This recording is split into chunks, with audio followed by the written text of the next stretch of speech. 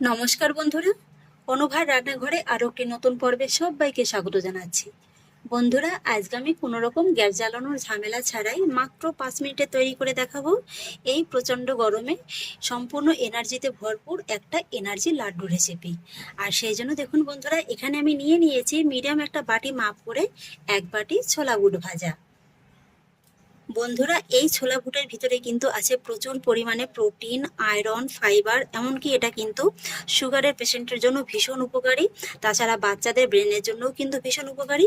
এটা কিন্তু আপনাদের স্কিনের জন্য ভীষণ উপকারী, সেই সঙ্গে কিন্তু চুলের জন্য। আর তাছাড়া এটাতে কিন্তু শরীরটা ঠান্ডা রাখতে খুবই সাহায্য করে। আর এখানে যদি আপনারা ওজন হিসেবে ধরেন, তাহলে এখানে কিন্তু মাত্র 150 গ্রামের মতো ছোলা বুট আছে। ছোলা বুটের এই লাড্ডু যদি আপনারা প্রতিদিন সকালে একটা করেও খান না, সারাদিন কিন্তু শরীরে একদম এনার্জিতে ভরপুর থাকবে, শরীরের ভিতরে কোনো ক্লান্তি ভাবই থাকবে না।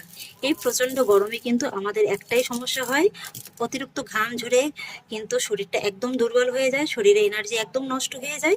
আর তাছাড়া কিন্তু শরীরে লুয়েরও একটা প্রভাব পড়ে, যেটা কিন্তু এই একটা লাড্ডুতেই কিন্তু আপনাদের অনেকটা উপকার হবে। আজকে আমি যেহেতু কোনো রকম ভাবে গ্যাসটা জ্বালাবো না, কোনো রকম গ্যাস জ্বালানোর ঝামেলা ছাড়াই তৈরি করে দেখাবো, তাই কিন্তু প্রথমেই এই ছোলা বুটটাকে মিক্সার জারের ভিতরে নিয়ে ভালোভাবে গুঁড়ো করে নিতে হবে। আর এখানে ছোলা বুটের যে এই যে ব্রাউন অংশটা আছে না, এটা কিন্তু পুরোপুরি ফেলে দেওয়ার কোনো দরকার নেই।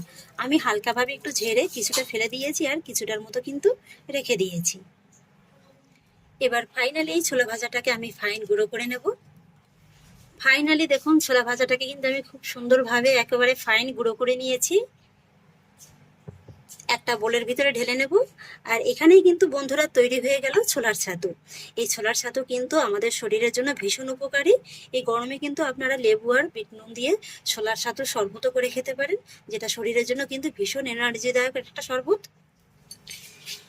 ছাতুটাকে আমি খুব ভালোভাবে ঢেলে নিয়েছি একটা বোলের ভিতরে, এবার একটা সাইডে সরিয়ে রেখে দেবো।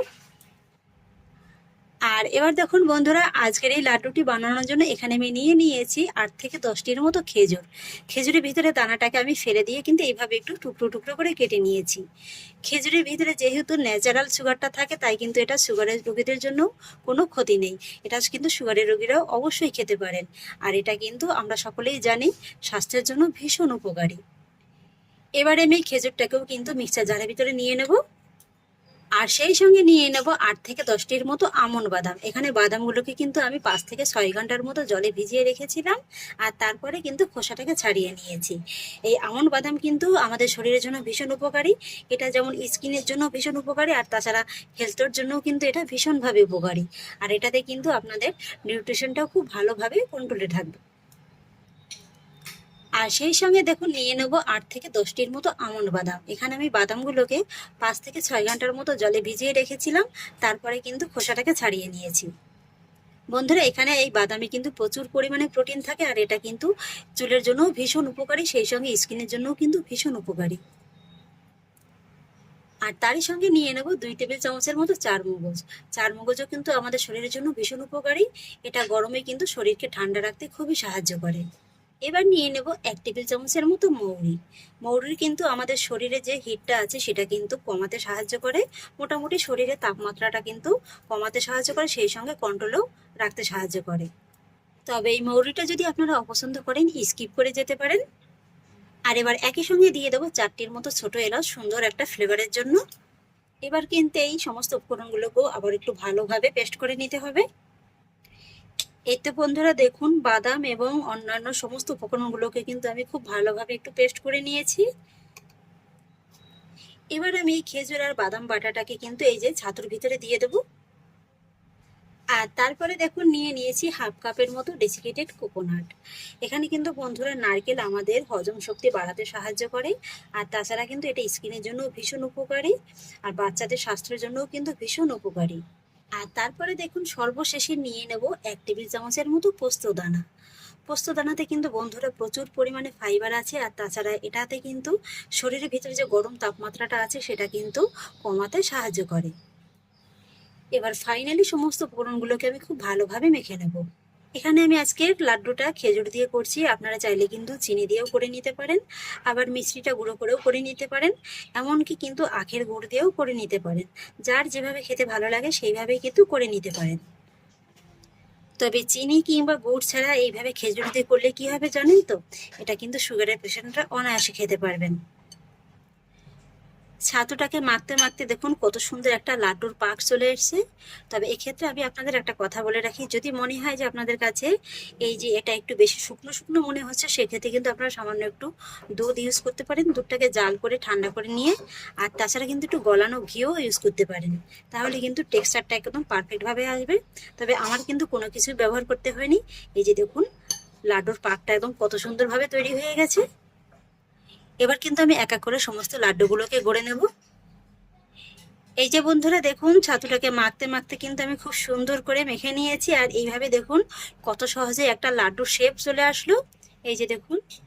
তবে হ্যাঁ, এক্ষেত্রে আমি আপনাদের একটা কথা বলে রাখি, যদি দেখেন যে আপনাদের কাছে এরকম পারফেক্ট শেপটা আসছে না, একটু শুকনো শুকনো মনে হচ্ছে, সেক্ষেত্রে কিন্তু আপনারা সামান্য একটু গরম ঘি কিংবা সামান্য একটু দুধও ইউজ করতে পারেন। সেক্ষেত্রে দুধটাকে জাল করে নিয়ে তারপর কিন্তু ইউজ করবেন।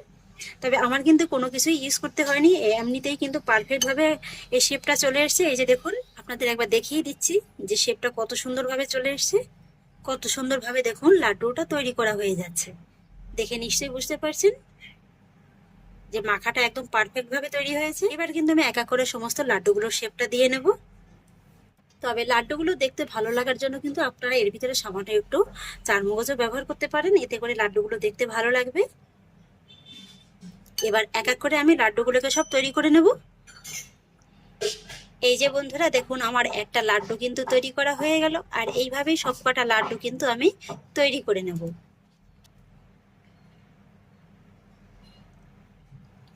এই যে বন্ধুরা তৈরি হয়ে গেল হেলদি টেস্টি প্রোটিন এনার্জিতে ভরপুর এনার্জি লাড্ডু রেসিপি। আপনারা দেখতেই পেয়েছেন এই লাড্ডুটি বানাতে কোনো রকম গ্যাস জ্বালাতে হলো না, এমনকি ঘিয়েরও কিন্তু প্রয়োজন হলো না। এরকম একটা স্বাস্থ্যকর লাড্ডু যদি আপনারা বাড়িতে বানিয়ে ফেলতে পারেন, কথা দিচ্ছি আপনাদের হেলথের জন্য আর কোনো চিন্তাই করতে হবে না। আর এই লাড্ডুগুলো কিন্তু খেতে অসম্ভব মজাদার হয়। এই যে বন্ধুরা লাড্ডুগুলোকে আমি একটা প্লেটে ছাড় করে সামান্য একটু পেস্তা বাদাম দিয়ে সাজিয়ে নিয়েছি। দেখতে দেখুন কতটা আকর্ষণীয় লাগছে। তৈরি হয়ে গেল এই গরমে এনার্জিদায়ক এনার্জি লাড্ডু। একটা খেলে সারা দিন এনার্জিতে ভরপুর থাকবে শরীর ও মন। আর এই লাড্ডুগুলো বানিয়ে কিন্তু আপনারা যে কোনো এয়ারটাইট কন্টেনারে ভরে ফ্রিজ ছাড়াই সংরক্ষণ করে খেতে পারবেন 1 সপ্তাহের মতো। আর যদি নর্মাল ফ্রিজে রেখে দেন তাহলে কিন্তু প্রায় 1 মাসের মতো সংরক্ষণ করে খেতে পারবেন। খেতে তো অসাধারণ লাগে, একবার বানিয়ে খেয়ে দেখুন। আর আপনাদের একটা লাড্ডু আমি একটু ভেঙে দেখিয়ে দিচ্ছি, আপনারা দেখে বুঝতেই পারবেন যেটা কতটা পারফেক্ট হয়েছে। এই যে দেখুন ভিতরটা দেখুন শুধু একবার। তাহলে আশা করছি বন্ধুরা আমার আজকের এই লাড্ডুর রেসিপি আপনাদেরও খুব ভালো লেগেছে। যদি ভালো লেগে থাকে তাহলে আমাকে অবশ্যই একটা লাইক এবং কমেন্ট করবেন, সেই সঙ্গে বন্ধুদের সঙ্গে শেয়ার করবেন। আর প্লিজ বন্ধুরা, যদি আমার পরিবারের নতুন সদস্য হয়ে থাকেন তাহলে একটা সাবস্ক্রাইব করে পাশে থাকা বেল আইকনটি প্রেস করে দেবেন। ফিরে আসছি এরকমই পরের অন্য কোনো নতুন রেসিপি নিয়ে। সবাই ভালো থাকুন, সুস্থ থাকুন, ধন্যবাদ।